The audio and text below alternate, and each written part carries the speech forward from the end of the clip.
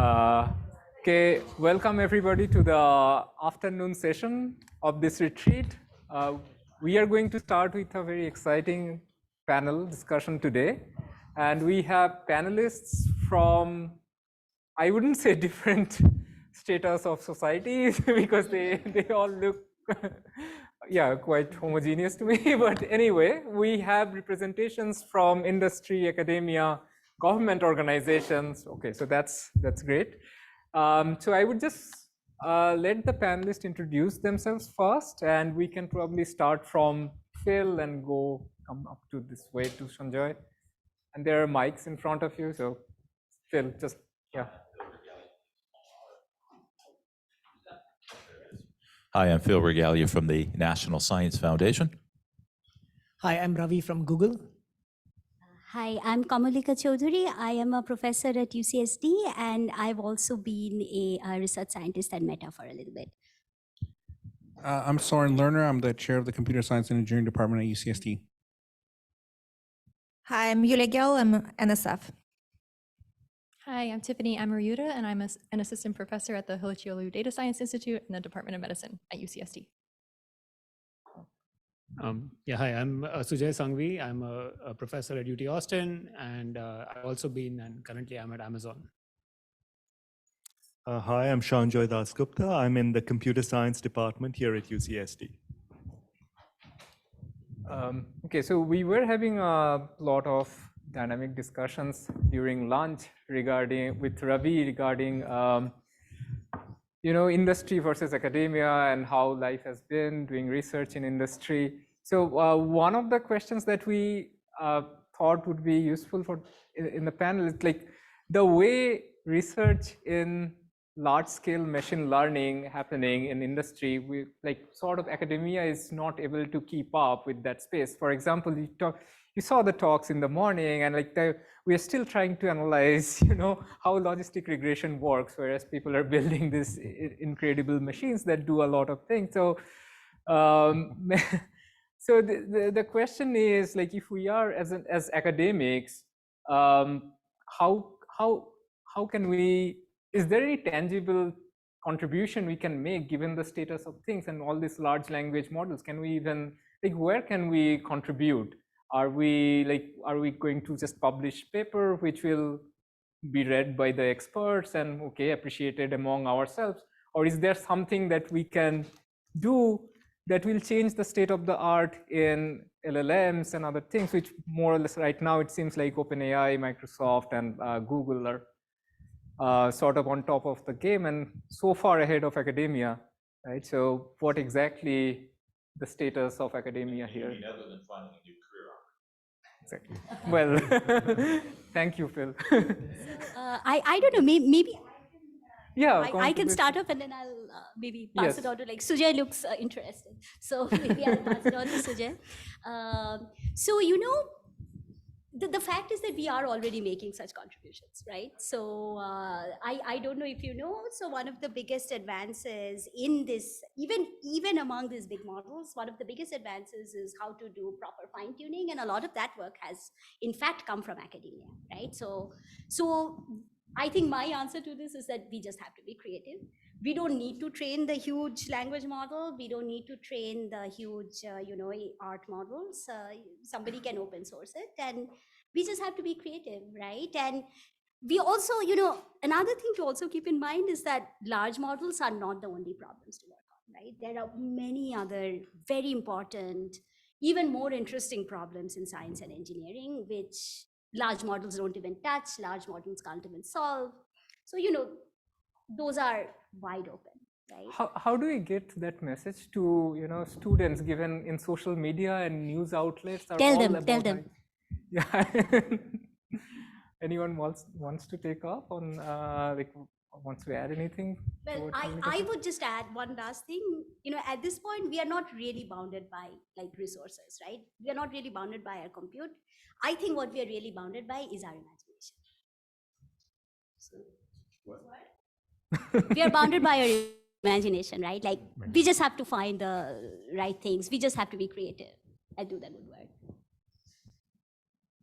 That's sort of kind of, you should have gone last on this, but anyway. But yes, Phil, you want, or Sujay, you were. All right, yeah, sure, thanks. So I think a big plus of academia is that we have enormous opportunity and responsibility to make gold standard data sets for these language models in specific domains. And that's something that I think industry can't really replicate. And so again, just like the importance of working together and coming to agreements in terms of common research goals will really make available these opportunities and solidify what contributions academia can indeed make.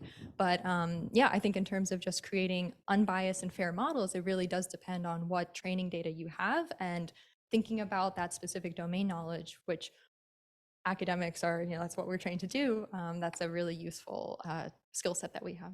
Don't you think industry have a lot more data than we do, or yeah, maybe domain but in specific? terms of across a broad set of domains and really thinking about niche problems, and then later interpreting the generalizability and applicability and potential for commercialization, I think that can all come later.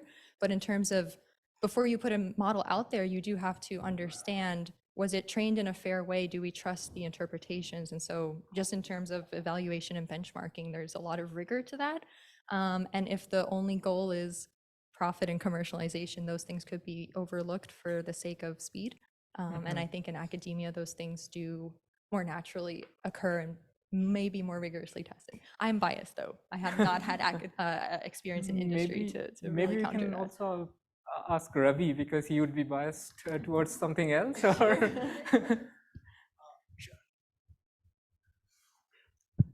So I think I have 2 points to make here. One is that even if we talk about large language models, we only look at the output, but there are many components that go into building them. So academia could look at some of them. For example, you already touched upon like fairness or privacy or efficiency, right? Those things take a lot of time, and industry in general tends to have a shorter time horizon when it comes to research, and they don't usually look at problems for like 10, 15 years. I mean, the examples I put up in the morning, right? Like the edit distance or the ABC, the problem. So they don't have the patience to look at things long term. So academia has a luxury and the freedom to do that, and therefore focusing on other aspects of language models, not just look at the output, but efficiency is one consideration. Like could you do same things efficiently with distillation or compression, other kind of methods, or privacy? There's a nice paper that came out of Harvard, like Nikhil and Boaz and Sham, that came out of academia. Right? Exactly. That's a long-term thing about copyright. So I think there are aspects of these things that could be handled by academia and probably only by academia. Just to piggyback on everything that's been said, what has really helped industry in the past decade or so is just they can operate at scale that the rest of us cannot. But scale can only take you so far. It's not sustainable. It doesn't answer questions, but it poses new ones. And if you look at the interaction between academia and industry, well, it is a two-way street.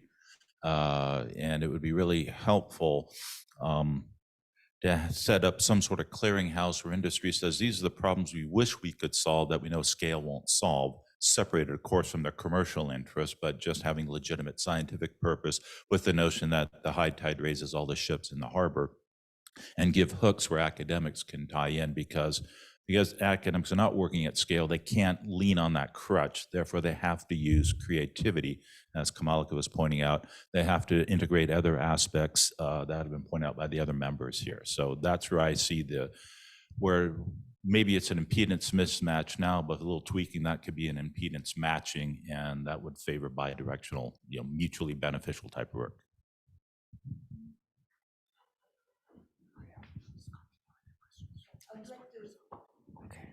I would like just to add toward piggybacking.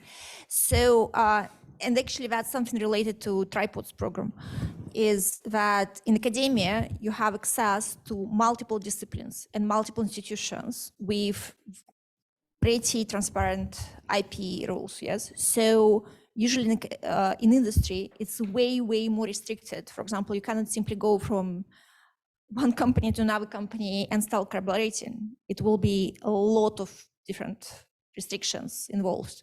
In academia, you can easily say collaborate between, say, UT Austin and UC San Diego and UCLA, and you get funding for that.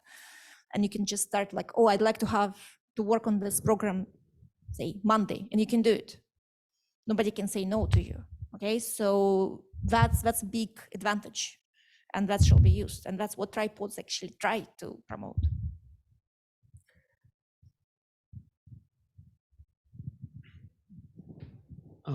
Yeah, so I think I want to highlight one point I think Kamalika also made, which is, if you didn't work, like there are many people who never worked on NLP, never thought about NLP, but are suddenly very excited by large language models and their capabilities in NLP, right? So it's like, why, right? There's a much bigger world than NLP, and LLMs have changed NLP, but so what? Right. Yeah. So it seems like none of you are in Twitter. No. Yeah. So I think that's okay. So I want to make another point as well. I mean, you're is, missing the hype train. Like it's basically New York Times and like, Times cover and everything. Like there is apparently existential threat of LLMs and whatnot. Yeah. So how can we compete with that level of hype? Like, and many academics are also part of that hype, right? Let me tell you, by staying off Twitter. Yeah, so there's another thing to realize, which is that a lot of hype is basically marketing, right? Like there are many people and many companies, especially startups, but also big companies, who like want to hype up their latest result because that will get them funded or that will get more customers into their thing, right? And I mean, yeah. So I think there is a lot of that driving both news coverage and that makes sense. So since both of you, like both Kamalika and you, have experience working with industry, and Ravi is also here, so I just want to make in terms of academic funding or interaction, like it seemed like well, there is a lot of industry interactions, but that happens sort of at individual levels, and it doesn't like industry gets a lot out of academia in sense of students, right? So we train the students and they join Google or Amazon. But when we look at, industry funding, versus funding from say NSF, which are like sort of institute scale funding. So is there any way to get industry engaged with academia at that level of funding? I mean, it's probably still minuscule compared to how big these companies are, and they benefit a lot. Whereas, for example, most of the, I mean, there is industry funding, but so for example, something like Google Research or something, you go through a competitive process, like, and you don't get transparent reviews. And even after all this, you just get like 50K or something, which will barely support one student for a year. Whereas NSF or something, well, it's competitive and it's very, but still there is a review process, there is a panel where external people are there, and we sort of survive, academia is surviving on NSF and NIH or something, whereas it seems like industry is reaping a lot of benefit. So somehow, can we give that message, or how can we get, no, I don't want to put Ravi on the spot, but like, I mean, if you want to give us money, that's fine. But I have to ask Bart for an answer for this, but anyway. But it's interesting, right? Like somehow, how do we get people to, yeah. Yeah, I apologize for the reviews that he got. Like, but beyond that, see that at least speaking from a Google point of view, there are some engagements they have with some universities at a larger than individual level. I'm not involved in such things, especially in ML. I think it happened. But from my point of view, there are ample opportunities for individuals to have a close tie with industry, like Kamalika can talk about Meta, right, so on. So there are like faculty fellowships, especially for junior faculty to have an engagement. So that's one option. There are like other kinds of faculty grants where more senior people, there is a Google person initiated grant that happens, and these are gifts, so they're not subject to overhead.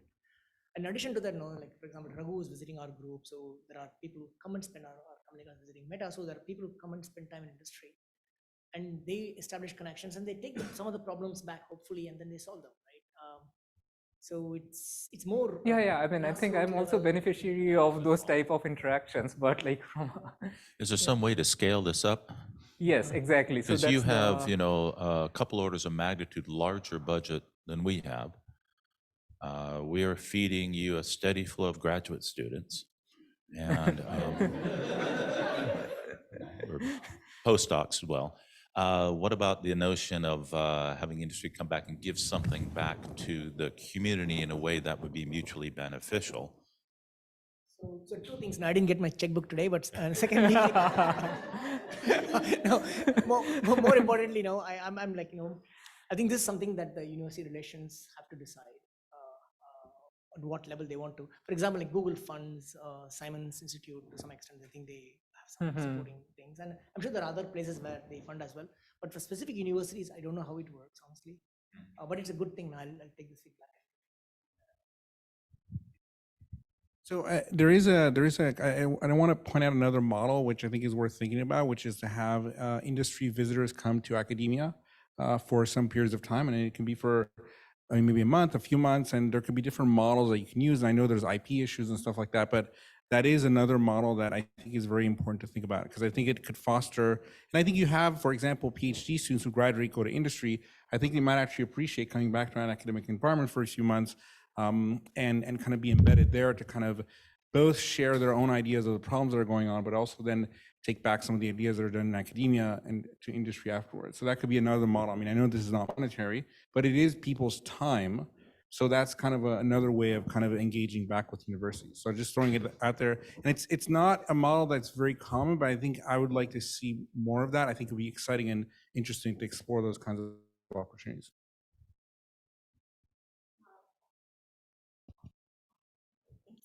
So another model that is pretty recent at NSF, but TIP runs, that's engines program, yes? So the first engines type 1 has been just announced, that is planning grants, relatively small ones of 1 million for 2 years. But type 2 engines is right now is underway, and that is up to $160 million, yes, for 10 years. This is a completely different type of mechanisms.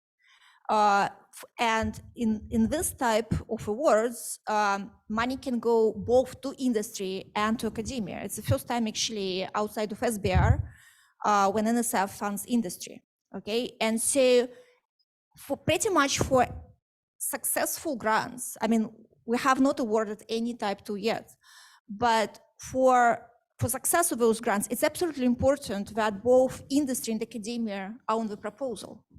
Okay, so that's the idea, is try to accelerate joint research and translational research between industry and academia and stakeholders, non-profit organizations, so that everybody, the whole community, essentially benefits from this type of work.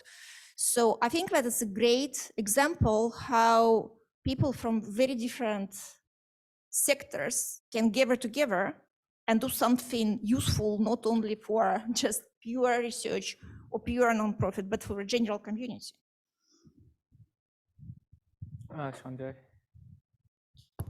Yeah, so speaking as somebody who is entirely in the academic realm, the bottleneck is not necessarily funding. It feels like it's actually more just time. The sheer volume of interest in machine learning and in learning theory from students is just overwhelming. And, having, a few extra grants from companies wouldn't really solve the problem at all. I think something that might be more helpful would be to have maybe more comprehensive internship programs where just internships that accommodated a larger volume of students, or maybe internships that also stretched across a couple of quarters of the academic year. I think that would make a big difference, perhaps more so than just than additional funding. Yeah, I will bring up something that Google did in India, by the way. There is this pre-doc program, which is in place, where undergraduate students, I think after graduation, they can spend a year or two in Google, and they are sort of trained in hands-on, hopefully, and Yeah, how you are saying like not this is it? Because I know many cases where people came as a residency or even Yeah. yeah, AI residency in Microsoft, Facebook. I mean, at that point, and Meta and Google had this, but it's a double-edged sword because people who come for residency, they don't have a PhD, and many people just want to stay back in industry, right? So you're losing that funnel of grad students. So yeah, Is and that that something was we a dominant. what do they? I don't know if it's good or Losing the- bad, but that's a effect Yeah, that yeah. was not foresaw. Canada has migrants program. It's very successful migrants in Canada. So it's from Okay. Canada has a MITEX program, which is a very successful program where undergraduate, graduate, and postdoctoral fellows can be hosted by a company, and it can last for 3-4 months to a few years. And it's a joint funding between industry and government provides some matching funds.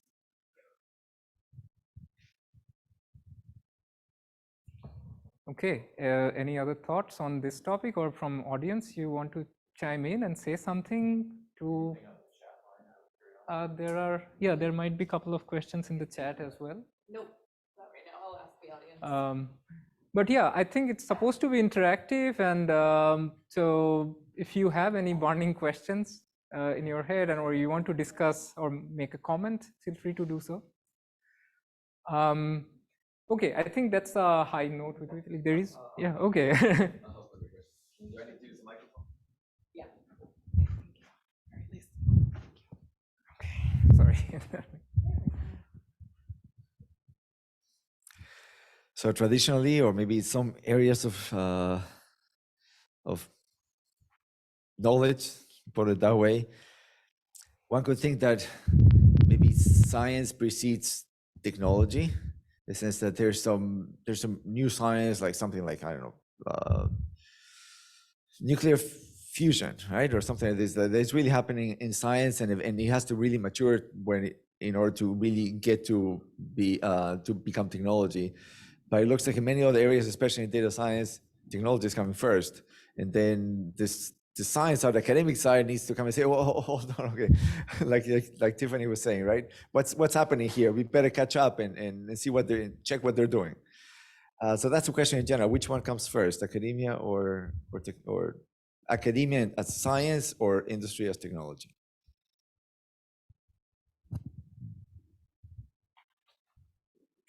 Anyone wants to take that on? Maybe.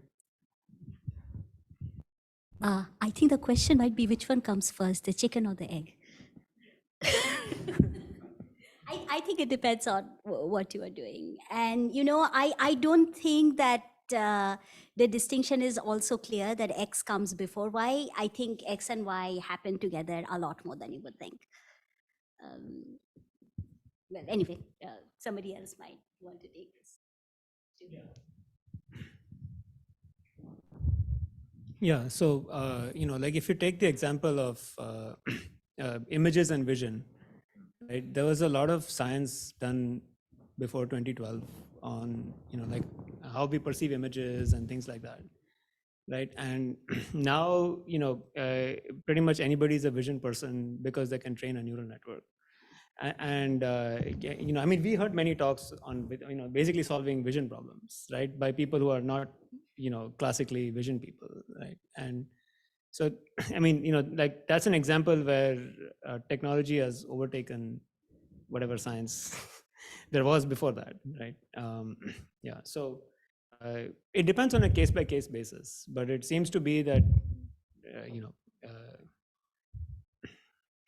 the answer is technology.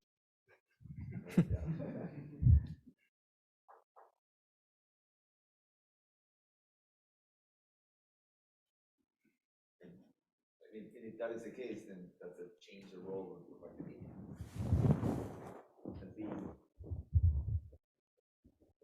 The question is about the role, right? The role that we're playing. Because if academia is chasing industry in terms of technology they develop, it's a different role than if academia is where we have imagination. Yeah. Come up with Well, we could choose not to, right? Like we could choose not to chase.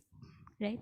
We could choose to do, I mean, there are many, many problems that scale would not solve. So one example would be, something related to like causal inference, right? So, in industry, people will be thinking, oh, we just will have the we would have all the data, we would have seen everything. Well, in causal inference, you never see half the data, right? The half the data is missing, you never know the counterfactual, right? So for those kinds of problems, scale is not always the answer. And, nothing is preventing us from solving them. It's a question.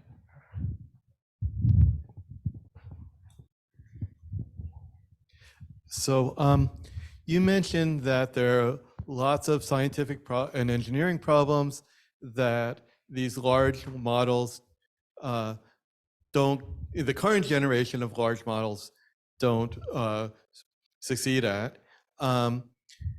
But that's because they were trained for one domain. You could conceive of, they're talking about like sequence prediction that comes up in a whole lot of applications, ranging from like genetic sequences to stock market values. So where do you see, you need like enough data, where do you see like the next application domain where we could get a similar breakthrough?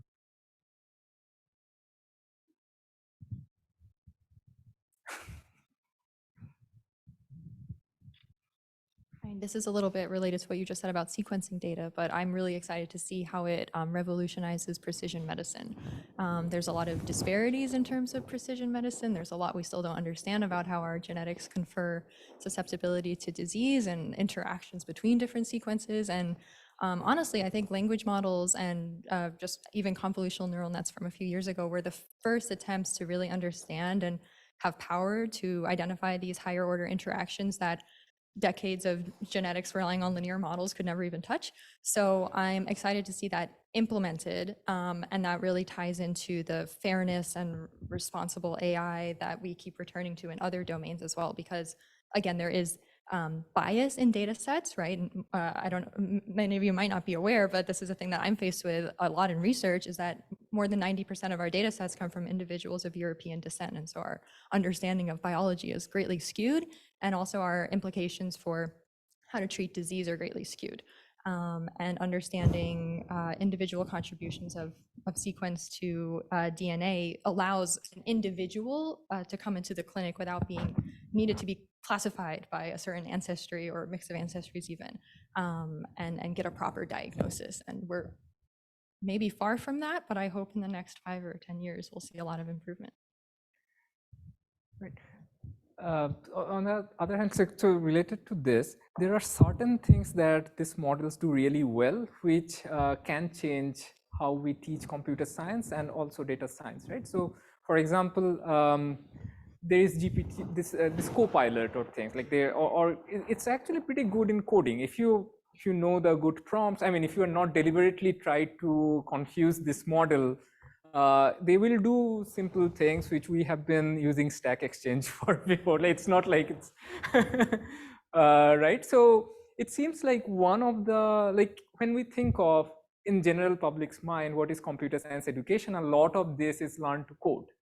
And it seems like now you just learn to prompt because the coding is going to be done by something else, right? So so do we change one-on-one, like some basic courses regarding this? Because a lot of our students, undergraduate students, they find a job in as programmers in industry, and that's what they do. But like it seems like then they will. I don't want to say that, but there will be some jobs that will be done by these models, and it seems like this basic of programming, like people should code to find a job as a software engineer or something like that, would be in jeopardy a little bit.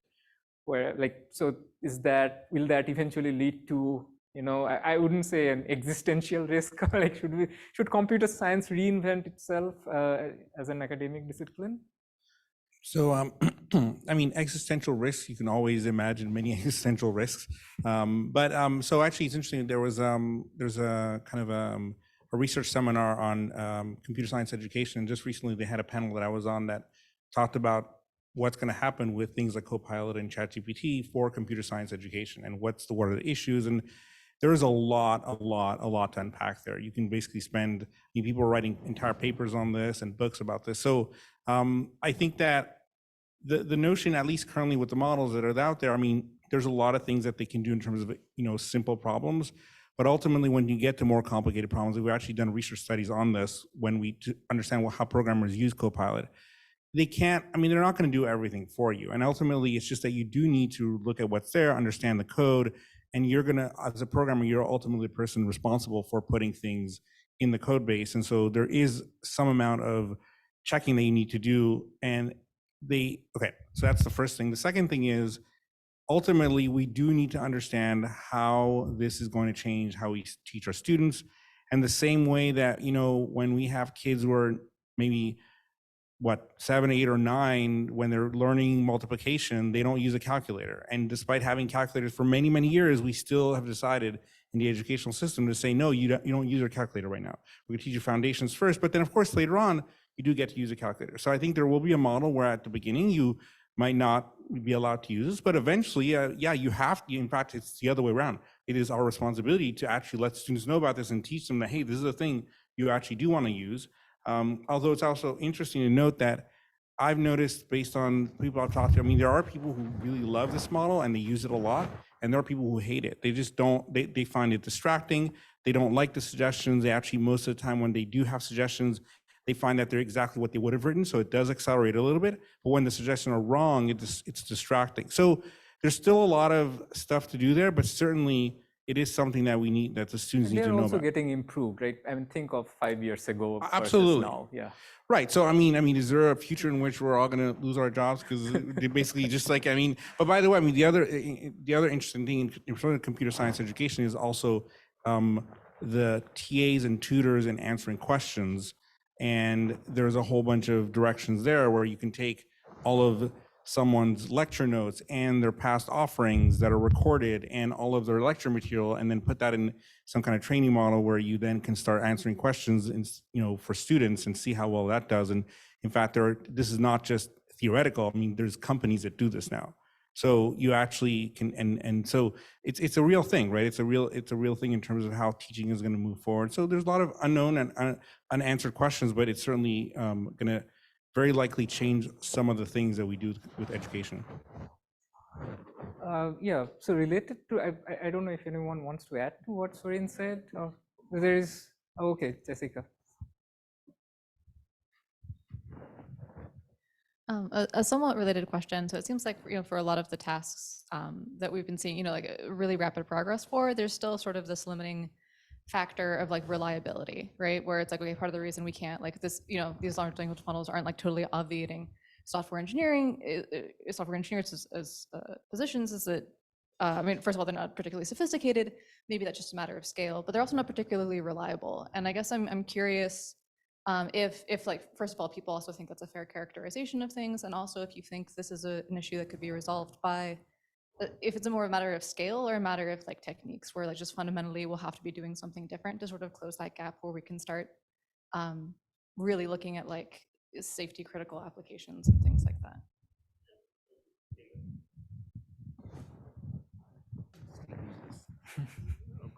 Just use both. Yeah. So I think that's a great question. I think one thing that's missing is metrics and measurement, right? Especially for LLMs, but also for like generative image models and so on, right?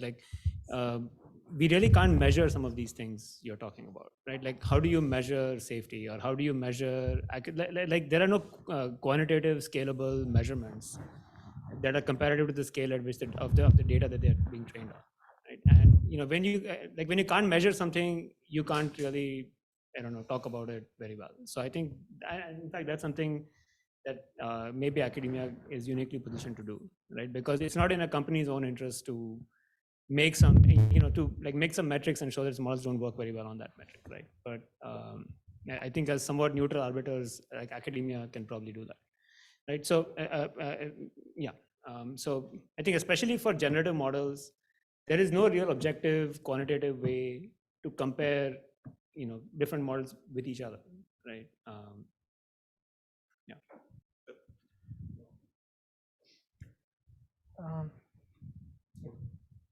Oh, yeah.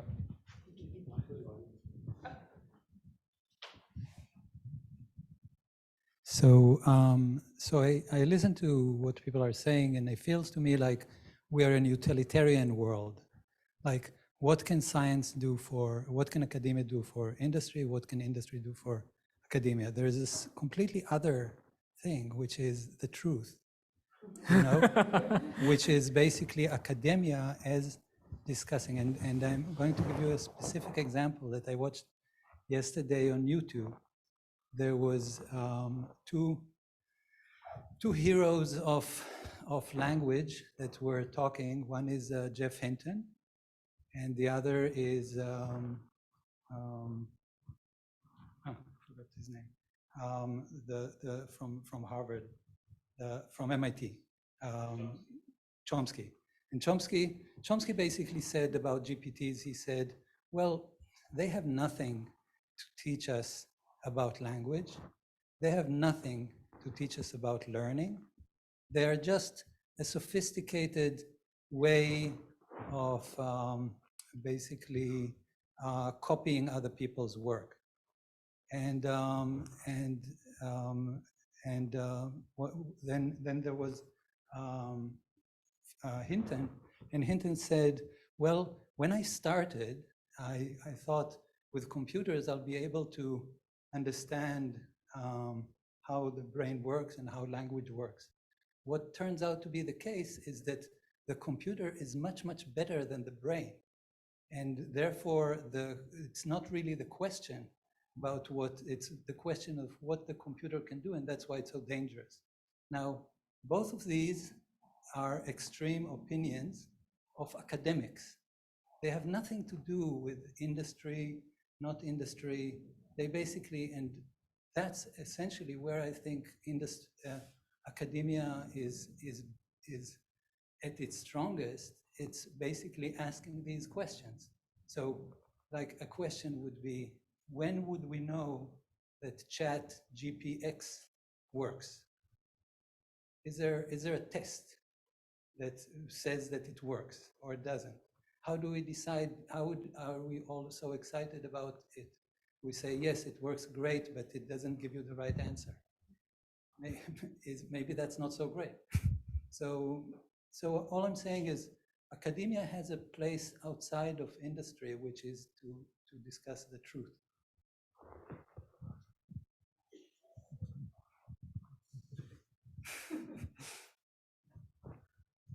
I'll just add to that for different domains, the accessibility of data can be differentially available, right? So it could be harder to make great gold standard data sets. So I think simulations and just understanding like all the parameters of a data set will be really quintessential to quantitatively benchmarking, and the things that we just discussed are missing from the evaluation of these models. It's really essential to, I guess, build up these data, like kind of these simulated data sets that really do push the envelope on different parameters and allow us to explore how these models work before we can tell people if they're going to work well or not in some subjective way. I guess along those lines, we all know that these deep nets, they do great at pattern matching, right? So when you made the comment that Hinton made the comment, that computers are better than our brains, I think it depends at what, so, are they better at pattern matching? Are they better at some of these other tasks?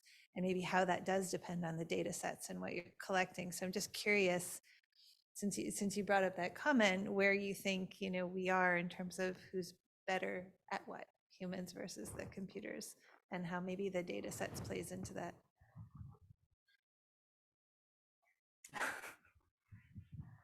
Maybe that's too hard a question. We should ask a computer that question and see what's the You can ask responses. ChatGPT, see what they. Yeah. Anyone wants to venture something? Like I think it's context dependent, right? There are some tasks, or maybe, yeah. Okay, so yeah, this is a very personal observation, but basically every time I've interacted with these systems like ChatGPT, I get back stuff that is blatantly false, or most of the time. Like it's just full of falsehood, full of nonsense. And so the question that I've had at the back of my mind is how do we test factuality or assess factuality? And it just seems so hard because we don't really know what facts are. And I think that one thing that we can do really well as human beings is to entertain large numbers of mutually contradictory opinions and facts of various degrees of truth and falsehood and somehow manage it all beautifully. And I feel like chat is doing a horrible job of that.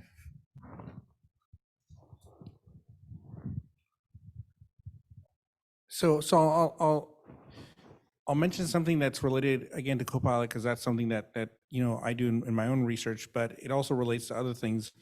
In some sense, what ends up happening with some of these chats is that they do give you false things for sure. So if you want to use it in a realistic setting, you have to have a human that at some point looks at the results. And the question is, when you look at the results, how long does it take to actually vet the results for a human versus how long would it take to actually generate the whole thing from scratch, right? That's kind of the trade-off. So if vetting the results is faster than writing the thing from scratch, then in some sense you're getting a net win, right? And there is a question there in terms of human behavior, right? Is it faster for someone to just pattern match and see that the result is vetted versus writing it from scratch?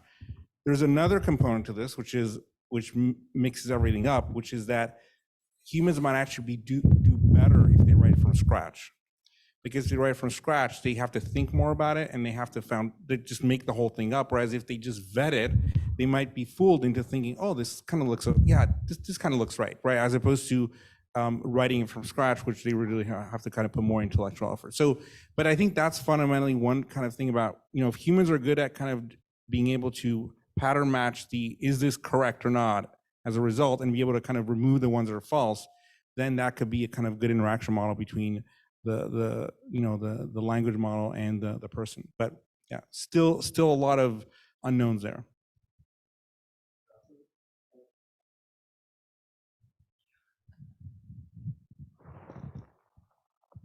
So, Sorin, our students don't come in being good at judging when things are correct.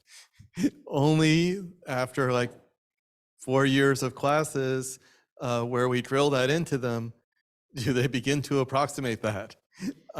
So I wouldn't say all humans are good at that. I agree.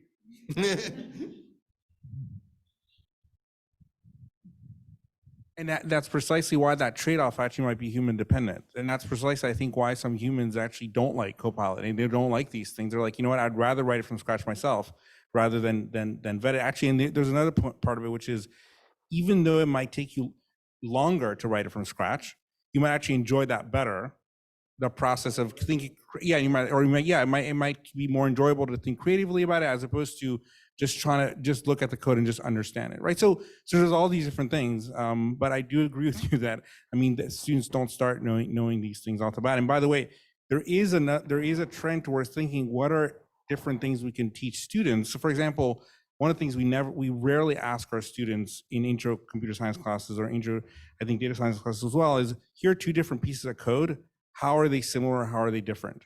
Right? Trying to understand, because that's what happens when you end up having to do these kind of Copilot kind of things. It gives you multiple suggestions. You have to pick the one you're going to start with. So here are two pieces of code, not just one. Usually we tell them, here's one piece of code and tell us, does it work correctly or are there bugs? But here it's more like, here are 2 or 3 pieces of code. How are they different? How are they similar? What are the trade-offs between these things? That's something that we don't emphasize too much in at least in intro classes. But.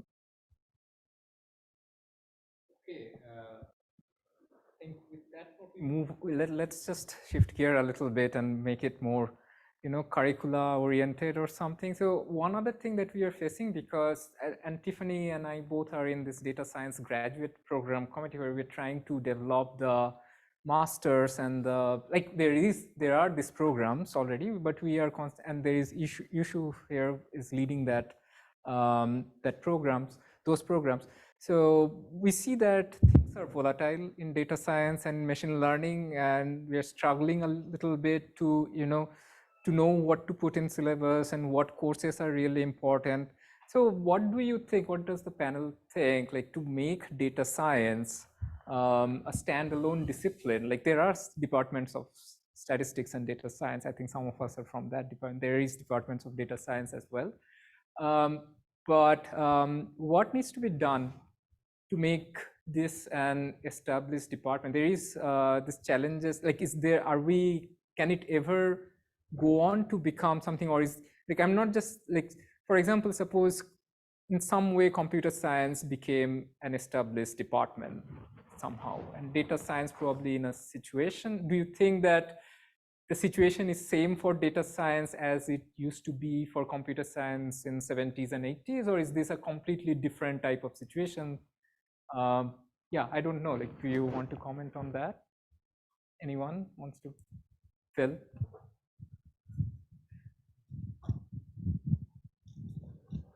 Does this work? Yeah. Do you mean to silo the domain? Because the way it's being supported now, it's at the intersection of a number of domains, and that is a point of strength. So hence my question, how do you see this? Would it remain in the intersection of, like, would it always be referred to as in the intersection of few domains, or is it going to at some point? Like, I would say computing or even statistics at some point could have been perceived as at the intersection of some domains, but then something happened along the way. I guess, do you think data science is somehow evolving to be something like that, or is it going to become something completely different? What do you think? I find it's actually very, I find it a very interesting question, because actually at NSF, statistics is not a separate. It's under division of mathematical sciences. Okay, we are not actually separate. In many other universities, there are department of statistics, but at NSF, statistics is considered to be part of DMAS, mathematical sciences. But I guess I will try to answer this question with a question. What you're trying to achieve by getting the department of data science? You're asking me that question? Yeah, I mean, like, generally, I mean, not only the audience, what we're trying to achieve. Yeah, what we're trying to achieve. In pay grades above me should answer that question. I mean, one of the things that Sanjoy mentioned, like, suddenly there is a lot of interest from students. And if you look at the enrollment and other things in related areas, this is skyrocketing. We cannot really scale it in, suppose in one department. And there is also, I would say, being interdisciplinary, there is some, I would say there is some separate need of training of both curriculum coming from stats and computer science, like in the confluence of these two things. So maybe that is something we are trying to achieve, because that's sort of is lacking in, in one of the standalone department. Maybe we think, oh, this is a mathematician, they are not that proficient in coding or understanding what is programming, whereas there is this computer scientist who probably doesn't know that much of probability theory, or how to make prediction from data. So yeah, so thoughts like that. So it's being in the confluence I think that is one of the driving force of our designing this curriculum, where we are trying to fit in all this type of topics. But to be very frank, I don't know. It's anyone else wants to say something about, maybe Yoav, because you have been involved in the data science program for a long time, longer than me. Yeah, well, I mean, I think that actually we're touching on something that is important, in the sense that we talked about ChatGPT, and now we're talking about a department. So we definitely don't want a department of ChatGPT. And no, I'm completely serious. I think we agree. Okay, so now the question, again, the question about the intellectual underpinning is related. Basically, there is a tension between how much rigor and depth you teach computer science and how much rigor and depth you teach math and statistics, and that kind of selects the students. Now, then there's the pressure of the students that want to go to Google. So I think that it's kind of too early to say. That's all I can say.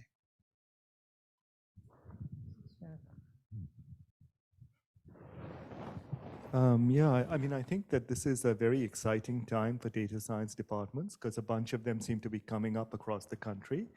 And they are as yet somewhat nebulous entities, certainly from the viewpoint, say, of hiring departments, you know, because computer science is very established. So companies know what to expect from a computer science major or from a statistician.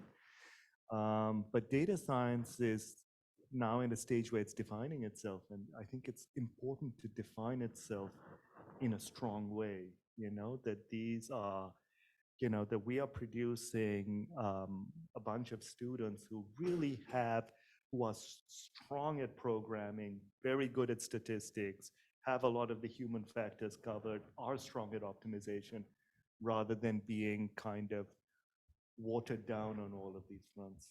And so I think, you know, probably over the next decade or two, depending on the kind of students that are produced by these departments, it'll acquire some sort of a reputation. And so this is a good time to sort of go strong.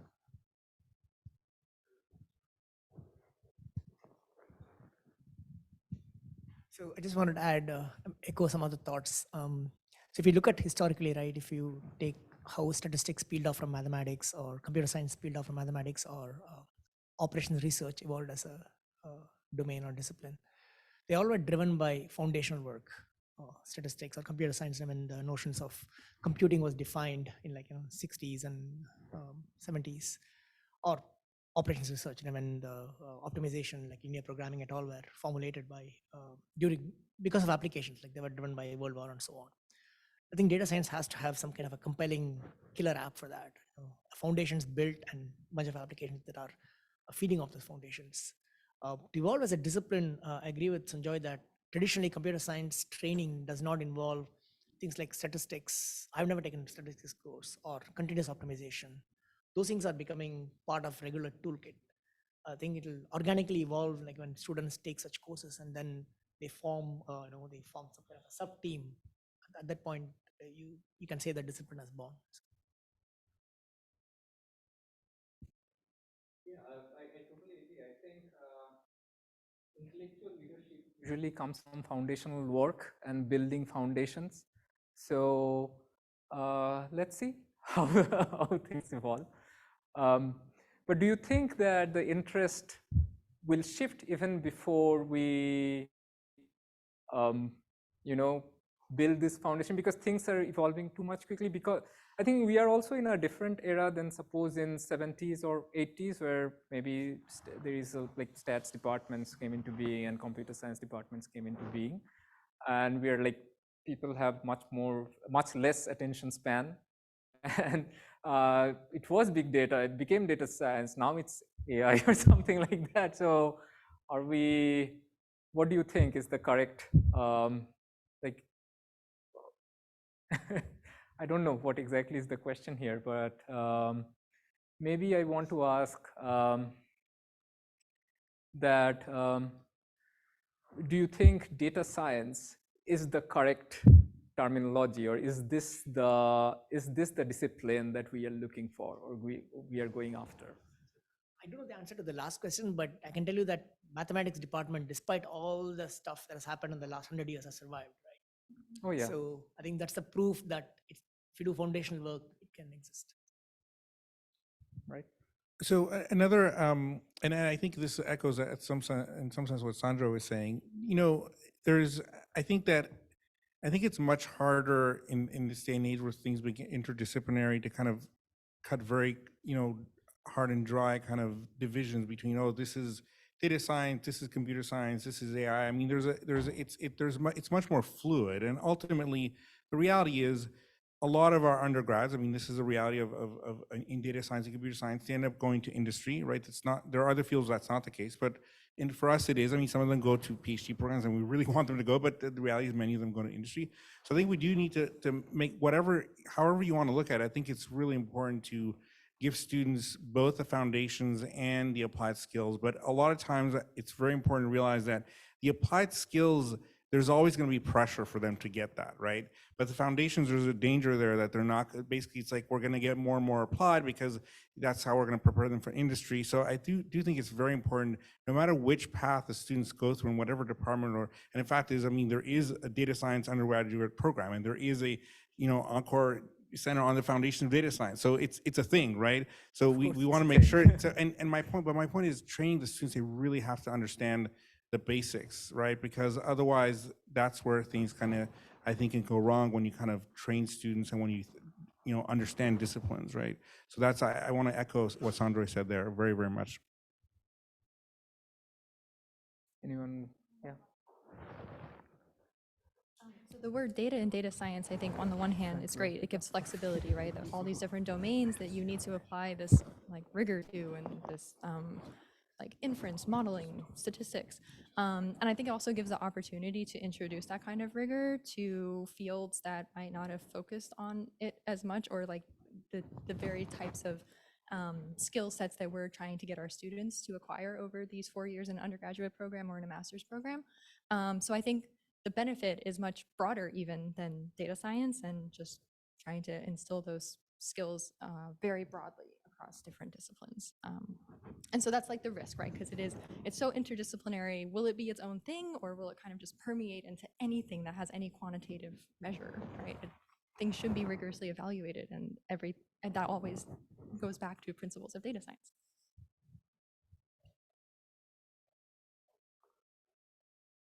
Should we leave it at that?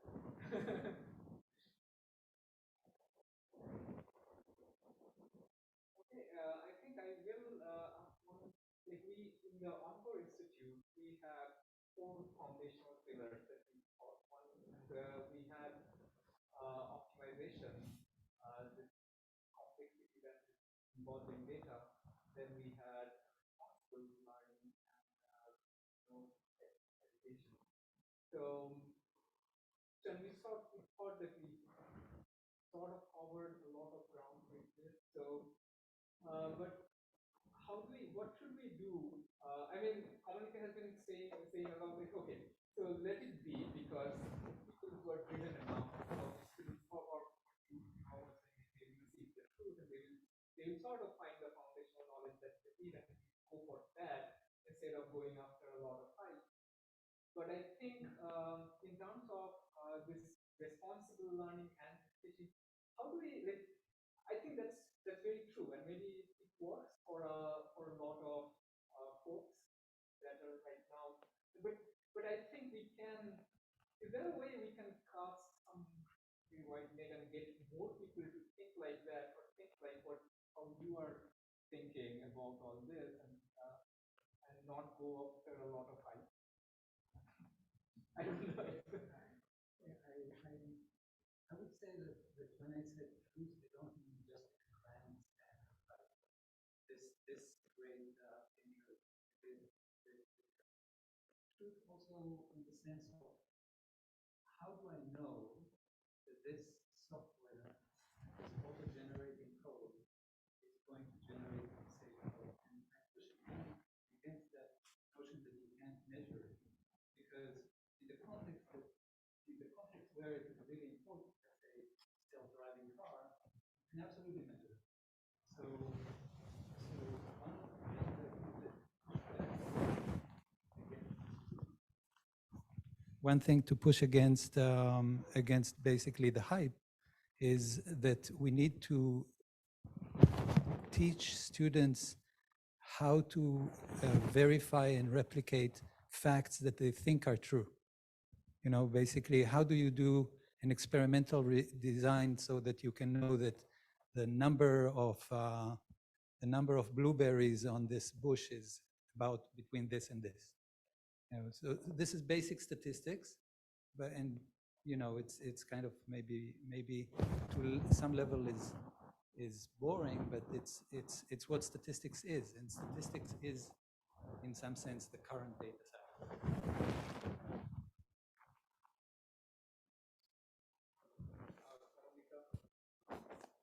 So I would just add a couple of things. So first of all, I think an antidote against hype is knowledge, right? If you have played with language models, you are much less swayed by the hype than if you haven't, right? So the antidote to hype is truth, as you have said, right? Truth and verification and science, right? So that's one point I would like to make. Another thing is, there is the hype. The hype is, very high, but it is true that there has been a lot of advancements in technology, right? Technology has advanced, and I think that does offer some challenges, especially in the context of responsibility, because now it is privacy is much harder.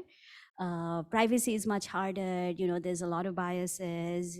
You can always, like this attacks on these models coming up every day, new attacks coming up every day. So there are a lot of serious issues, but there are also a lot of good opportunities. So an example is privacy of language, right? So, there are things like differential privacy where we can say, oh, we will keep the content of one document private.